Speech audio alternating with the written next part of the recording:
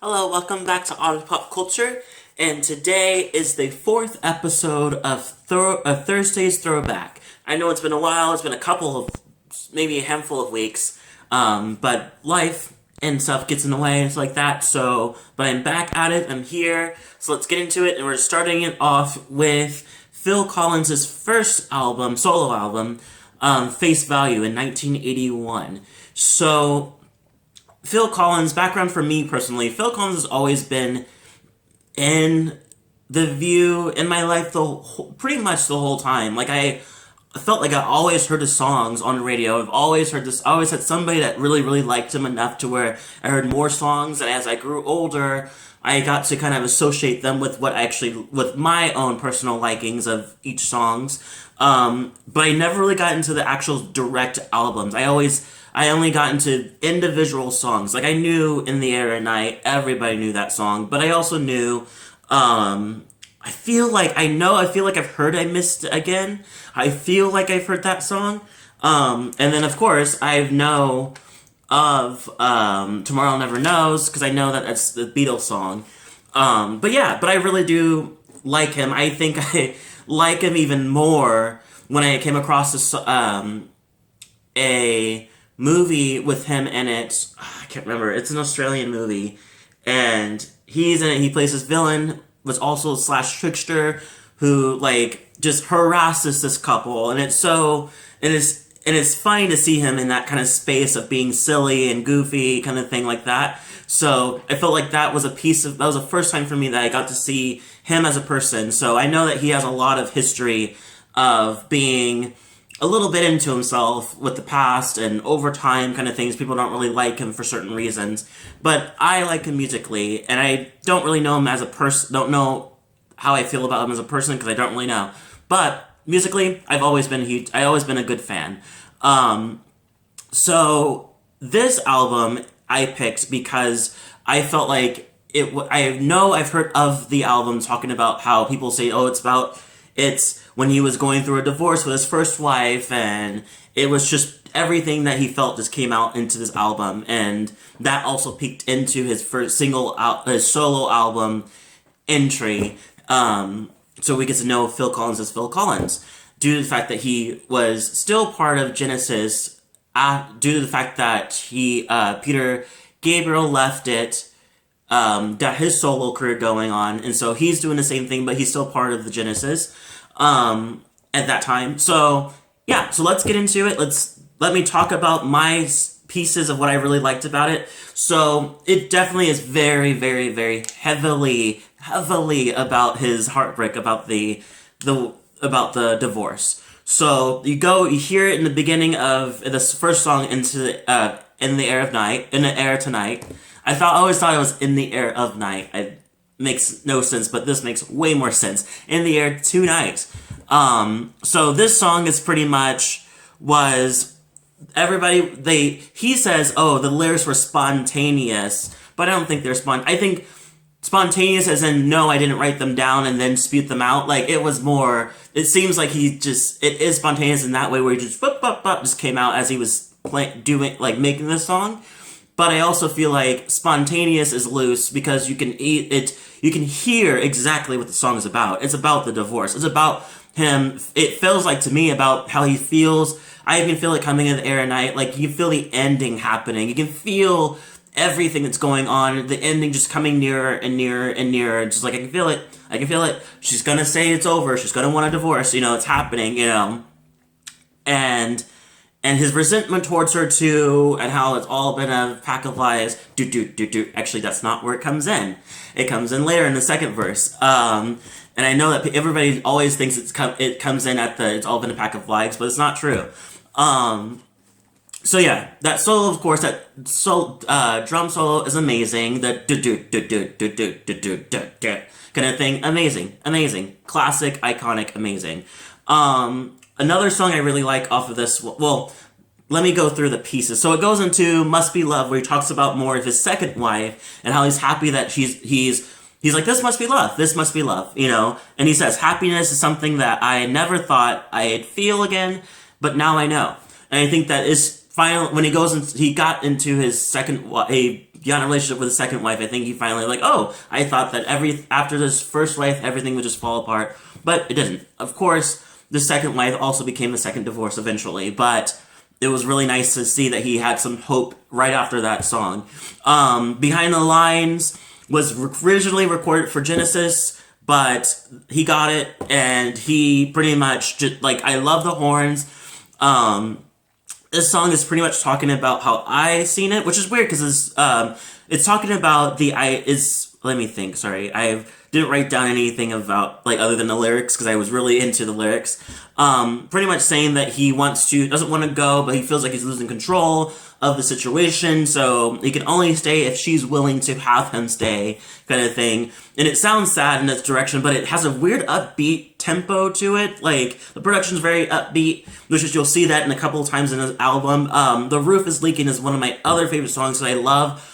It feels like you can visualize exactly what he's talking about. Like, and I love the idea that it's about a house that's falling apart, but I think it also is metaphorically about his relationship with his wife and his kids, or first wife and his kids, just how things are just falling apart, and he's like, I try to fix the fire, but the damn thing's too old. So it's just like there's so many things that's happened that things are just falling apart, whether you try to, as much as he tries to fix the relationship, it's just, everything is just not lighting like it used to.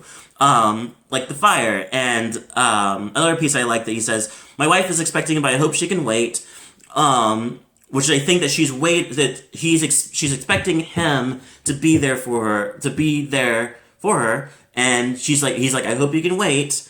There's a spring that's coming soon, which is, I know that the whole thing with their divorce was that he wasn't home as often, and she's like, I'm taking the kids and I'm leaving. If you keep on going with this Genesis thing and not being home with me and present with me, then I'm going to leave. And of course, he's like, I can't, because we're on the brink of breaking through. And of course they were, but it was one of those things, just like, she said what she said and she left. So it was, but I think in this song was more like holding on to it. Like, I know spring is coming. Like, there's an upper part of this coming later on, but I hope it's not too late when it comes, Going into, then it goes into Droned and Hand in Hand, which is one of my other favorite songs, which is the last part of side A.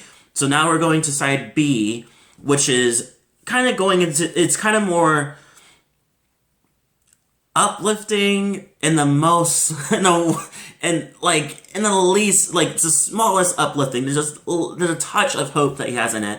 It doesn't start off that way though. It has Missed Again, which is a song which came off was the first single to this album, which is surprising because I thought it was going to be In the Air Tonight, but it was just the most popular song on the album. This song is pretty much talking about the idea that he finally started to move on, and then she appears into his life again, and he's like, fuck, like I understand that you're confused and everything, you want to figure out whether you want to get back with me again, but he's still licking his wounds right now, and he thinks that, I think he's like, don't want to entertain it, I want to move on and fix and heal myself, because I was doing so well at doing that. As he says, just as I learned to be lonely, you call me up to tell me you're not sure if you're ready. If you're not sure ready to let go of the relationship, not sure ready to move on, I don't know. That's what it seems like. And he says, leave me alone with my heart. I am putting the pieces back together again. Plain and simple. Going into the next song, which I really, really like, Thunder and Lightning. This song I really, really like it. It's another upbeat song, but I love the fact that, You Know What I Mean seeps into Thunder and Lightning. I love it. Sorry, I think I fucked up a little bit. Sorry. Missing Again means, or was more, sorry, I went all over the place. Oh my god. It's okay.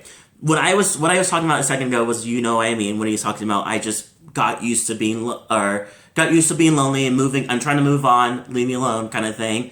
I Missed Again is pretty much talking about the idea that just how mad he is about his wife leaving, and he's like, so you finally came right out and said it.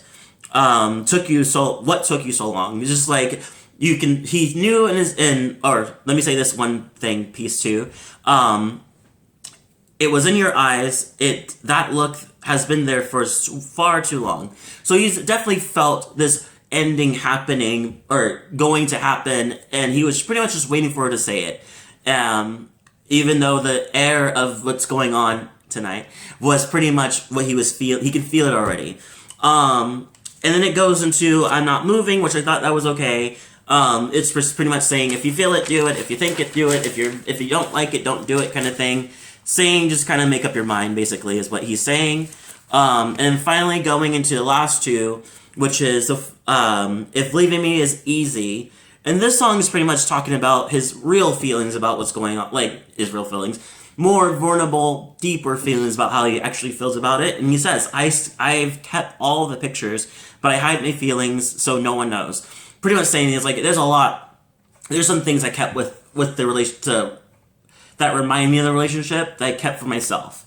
To think about you, and I knew this, and he's like, I know these rumors. I heard the rumors about you leaving, thinking of leaving, so I knew this before you told me. And then he says repeatedly, if leaving me is easy, and coming back is harder. So I think, and I completely feel like that's so true. Like, when you can leave something so easily, getting back into it's a little harder. As much as leaving as hard as it is to leave somebody, it's easy to go right back into it. I completely believe that. Next, going into the last song, which is a cover of a Beatles song that was written by John Lennon. He did a cover of this. It really sounds good. I really like it. I've actually heard the song as a cover first before I actually heard it as a Beatles song. I don't think I actually heard the Beatles part. No, actually, that's a lie, yeah. I have not heard the Beatles song, but I heard a cover of it on Sucker Punch, the movie. And I liked the sound of it, but then I was like, oh, this must be something. It just sounds too catchy. And of course it is. It's a Beatles song. He covered it. He did a good job. I feel like it's about keep loving and keep living, keep going, and that one part that I really like. And ignorance and hate may mourn the dead. Only the ignorant and the hatred mourn the dead. And just keep living, keep loving, and keep going. And I love that ending to this album because I feel like it means for him. It's like talking to himself. It's like, you can do this. Just keep living, keep loving. Just because this happened doesn't mean this reflects on everything about the world, So yeah, so I do like this album. I felt like it completely explained everything that he was going through at that time. And yeah, I think it doesn't really make me like him more. I think it just confirmed my liking of him in general. I give this album a out of 10, so I give this an 8 out of 10. There's some songs production-wise that are just like, it's nice, but there's some that are really, really good, and there's some that are like, this production's is nice, I guess, but the lyrics is what's more important. So yeah, 8 out of 10. Leave a comment below, tell me what you thought. I love the idea. I love that there's a lot of people that are coming that respond to my Throwback Thursdays with their own experience with the album when it came out, with certain albums when it came out to them, and how they felt and how it affected them personally. I love these stories. Please, please, please keep going. As much as also if you have any things that I might have left out about what was happening around this time too with him, please let me know. And I love them. I love all these stories. Thank you so much for watching, by the way. And don't forget to if you like this video, don't forget to subscribe and hit the notification bell so you get more of my videos. And I'll see you all in the next video.